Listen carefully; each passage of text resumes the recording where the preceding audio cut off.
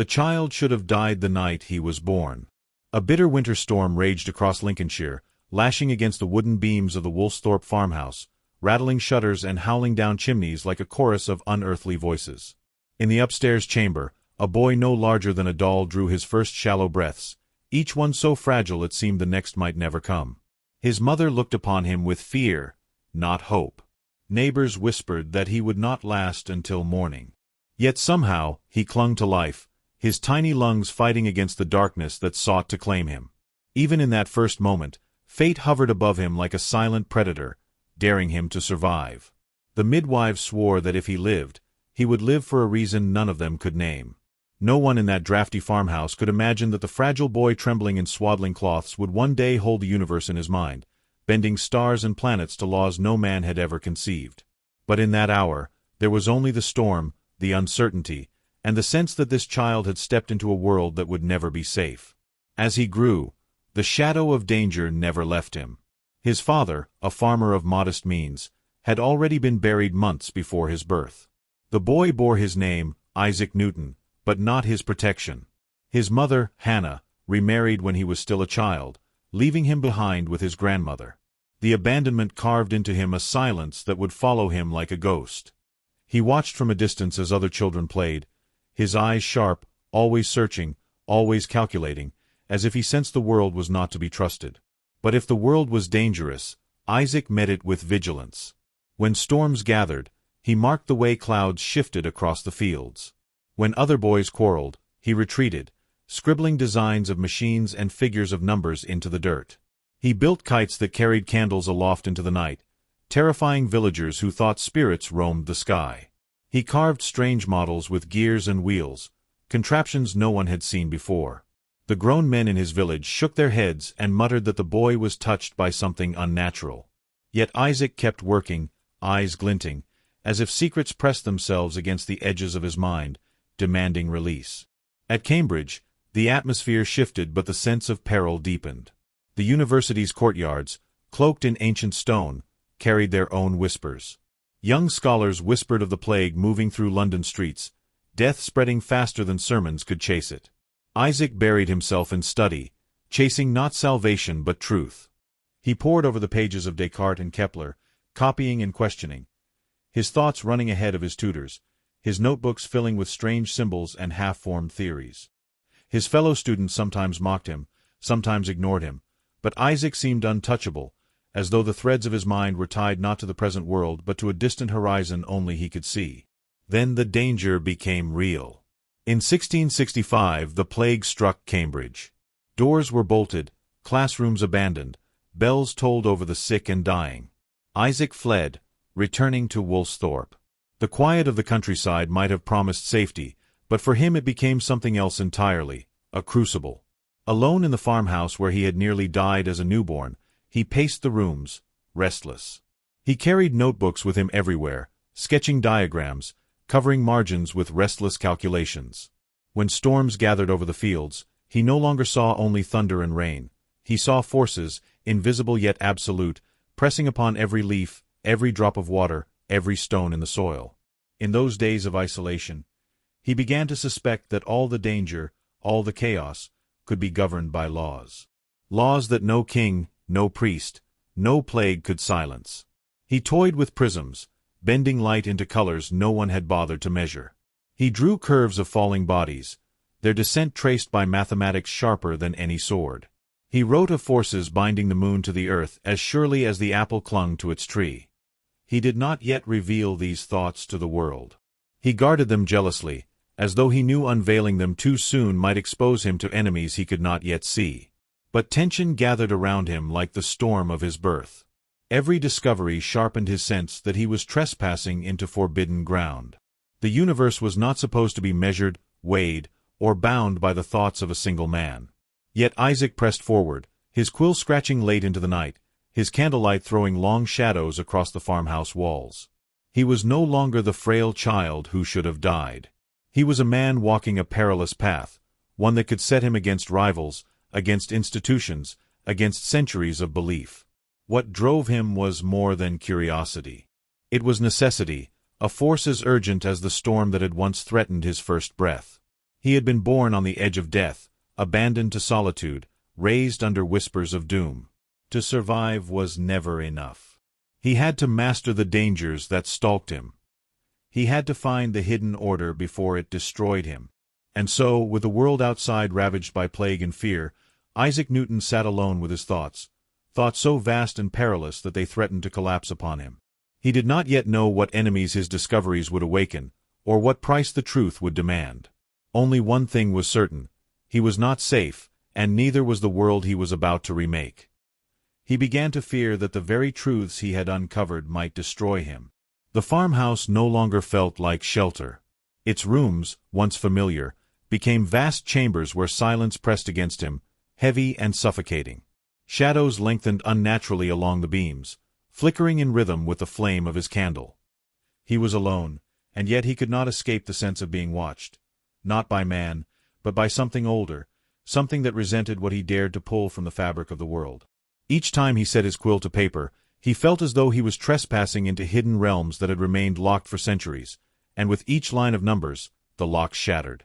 He had written down laws, terrible, beautiful laws, that tied falling apples to the moon's invisible leash.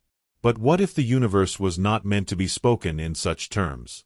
What if, in revealing them, he had awoken a force that did not forgive intrusion? His mind reeled. He had lived through plague, famine, whispers of war, yet nothing chilled him more than the idea that knowledge itself might exact a price. The farmhouse creaked in the night as if answering his unspoken fears. Each morning he carried his notes to the orchard, the place where clarity came most easily. Yet as he traced paths of falling bodies and spinning planets, he felt the air change, thickening as though unseen eyes lingered in the branches. The apple that fell was no longer innocent. It fell with menace, an omen in motion, as though it wanted him to see more than he was ready to see. He reached down, held it in his hand, and for a fleeting moment wondered if the world was offering him knowledge, or daring him to take it, knowing it might break him. His isolation deepened. The plague still lingered across the land, towns falling silent, bells tolling over nameless graves. He was untouched, but untouched did not mean safe. He began to write furiously, quill racing to trap fleeting thoughts before they vanished into the night. Light split into color through his prisms, scattering into spectrums that painted the walls with strange, ghostly hues. Neighbors muttered of witchcraft when they saw the flashes from his window. He heard them whisper, but he did not stop. Something urged him onward, a voice without sound, commanding him to uncover the hidden rules that bound heaven and earth. Sleep abandoned him.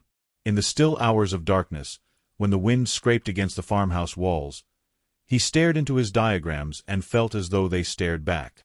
The arcs and curves of his equations took on lives of their own. Circles became eyes, vectors became claws.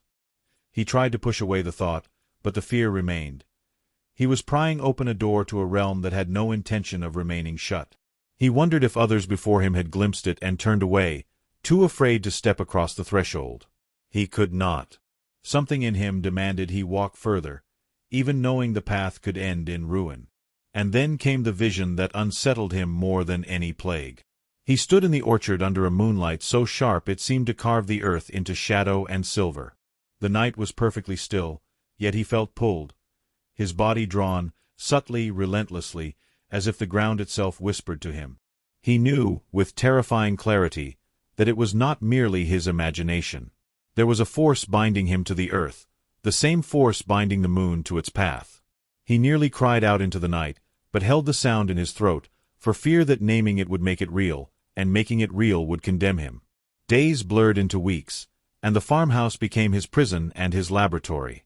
His hand cramped from endless writing. His eyes burned from hours bent over calculations.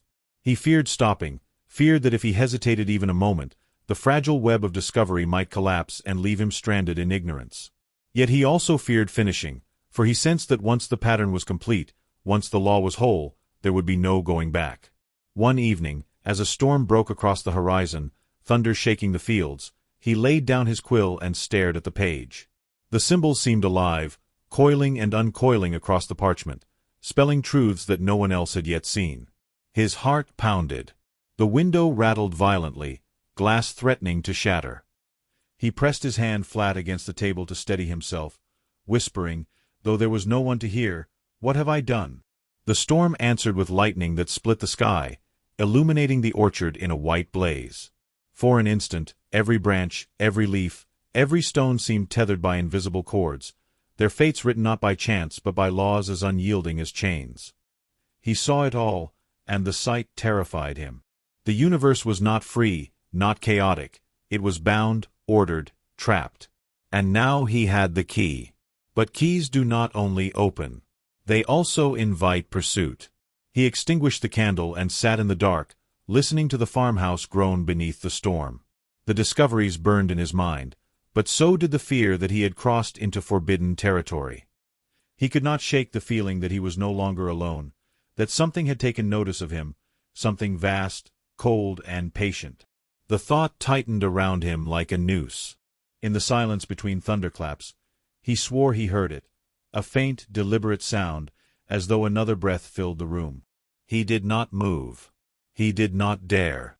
The laws he had written would one day command planets and stars, but in that moment, Isaac Newton sat frozen, wondering whether knowledge itself had become the most dangerous force of all. They wanted to take it from him. The thought struck without warning, sharp as a blade, and once it lodged itself in Newton's mind, he could not unthink it. The notes scattered across his table, the laws, the diagrams, the careful proofs, no longer seemed safe. They looked like bait, lying in wait for unseen hands. He imagined strangers watching, rivals circling, men in shadows whispering of discoveries too dangerous to remain in the possession of a single man. What if word had already slipped from his lips, betrayed by some careless comment, or worse, stolen in the quiet hours by someone who had been listening all along? Every creak of the floorboards became a threat. Every knock upon the door echoed like an accusation. Even the crows circling above the orchard seemed to carry messages between unseen watchers. His discoveries, once exhilarating, now pulsed with danger, each equation a secret powerful enough to shift the world. If someone wanted that power, and he knew they would stop at nothing. When he returned to Cambridge after the plague had loosened its grip, the tension did not lift. The cloisters and lecture halls, once filled with murmurs of learning, now sounded like chambers of suspicion. Other scholars gathered in groups, whispering behind their hands. Some praised his brilliance, others dismissed him as eccentric, but Isaac heard only the hunger in their voices. He carried his papers close, guarded them as though they were life itself. In his heart, he knew that envy was a sharper weapon than ignorance, and envy had begun to stir all around him. Robert Hooke was the first shadow that loomed too close.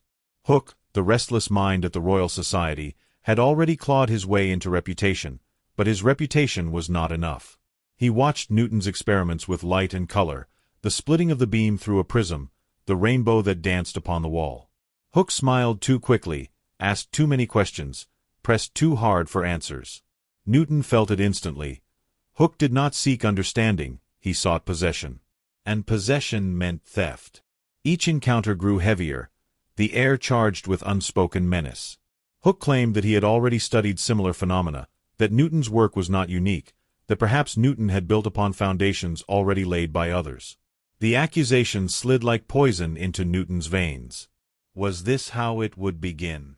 Was this how his discoveries would be stolen, twisted until his name vanished, leaving only the triumph of another?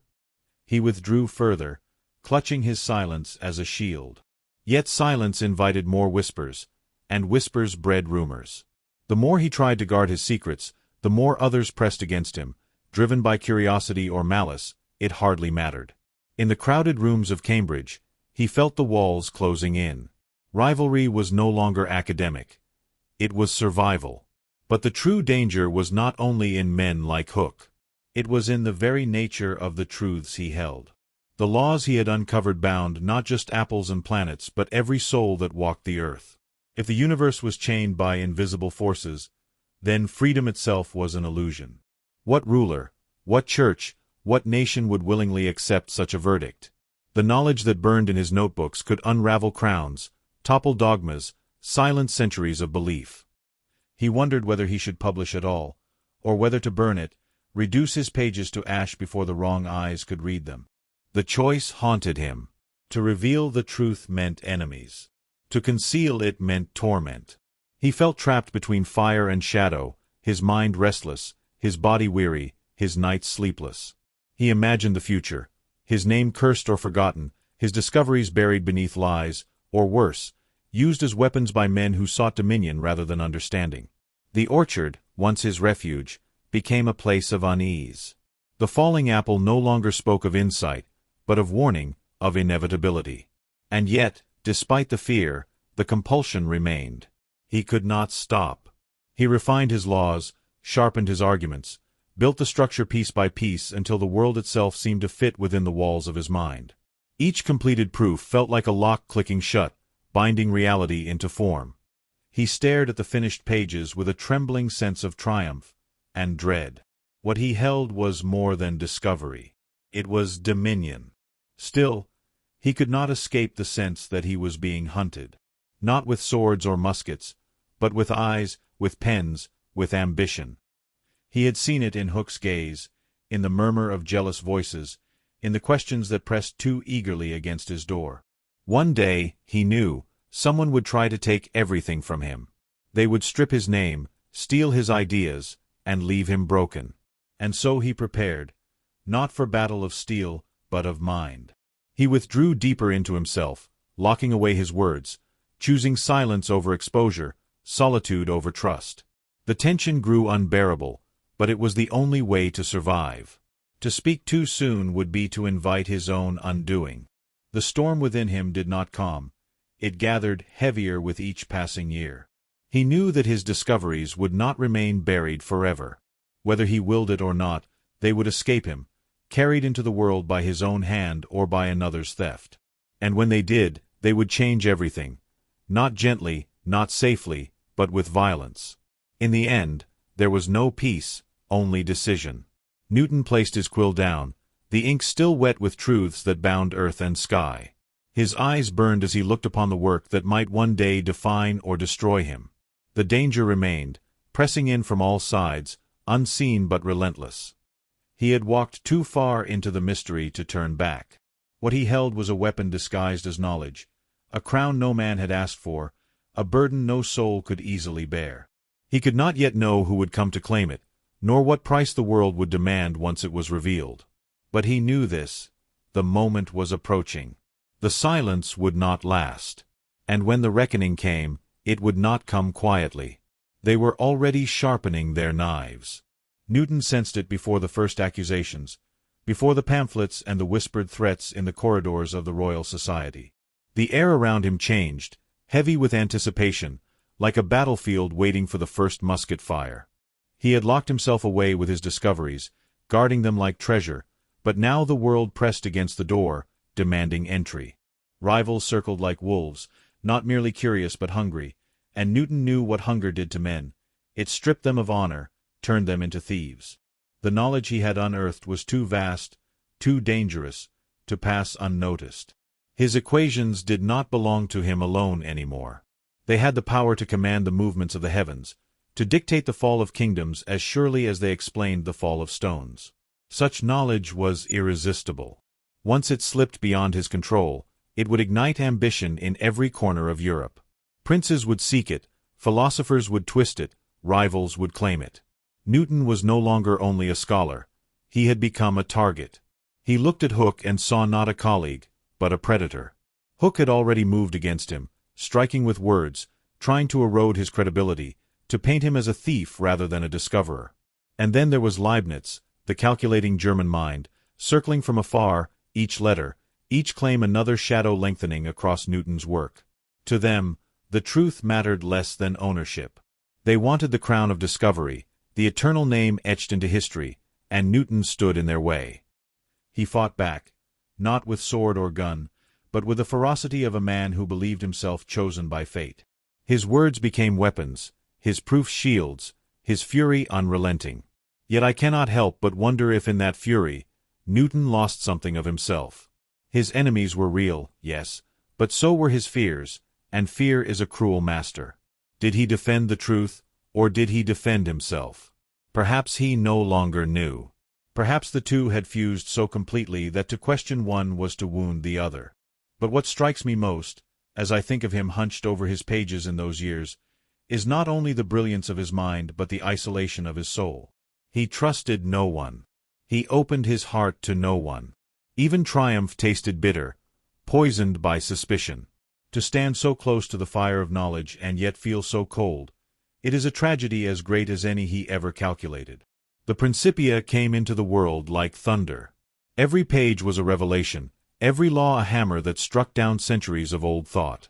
Men who read it staggered under its weight, some in awe, others in resentment. Newton had done what no man before him had dared. He had bound the cosmos to human reason. And yet, even in victory, danger did not retreat. Triumph drew more eyes, sharper knives. The higher he climbed, the more precarious his footing became. I think often of this paradox, that knowledge which should liberate us can also imprison us. Newton had unlocked the workings of the heavens, but in doing so, he locked himself into endless struggle. He became master of the universe and yet a slave to his own suspicions. Was this inevitable? Does every truth-teller walk with danger at his side? Or was it Newton alone, with his restless spirit, who made even triumph a battlefield? He aged, but the tension never loosened. Power gathered around him, at the mint, at the Royal Society, in the chambers of kings and queens. He wielded it with precision, sometimes ruthlessly, striking against counterfeiters, silencing rivals, guarding his legacy with the same relentless care he once gave to his equations. But beneath the robes of authority, the same unease lingered. He had won, but at what cost? The enemies he vanquished left shadows that did not fade. And here lies the most haunting thought of all. Perhaps Newton feared not others, but himself. Perhaps he recognized in his own genius a force too great, too consuming, a force that threatened to eclipse the man entirely. The universe bent to his laws, but who was he when stripped of them? A frail child born in a storm, abandoned, forever grasping for order in a world that had denied him safety. His discoveries gave him control, but they also chained him to a destiny he could never escape. When I think of Newton now, I do not see only the great man buried with kings. I see the flicker of a candle in a lonely farmhouse, the scratch of a quill against parchment, the weight of silence pressing upon him as he wondered if the world would ever be safe enough to hold what he had found. His triumph was real, his genius undeniable, but the danger never left him. It followed him from cradle to grave, a shadow bound to him as tightly as the moon to the earth. And perhaps that is the truth Newton never wrote, the law too terrible to publish, that every act of discovery carries its own peril, that the deeper one peers into the hidden fabric of existence, the more the darkness stirs in reply. He had revealed the universe, yes, but in doing so, he revealed the cost of seeing too much. The knives were always waiting.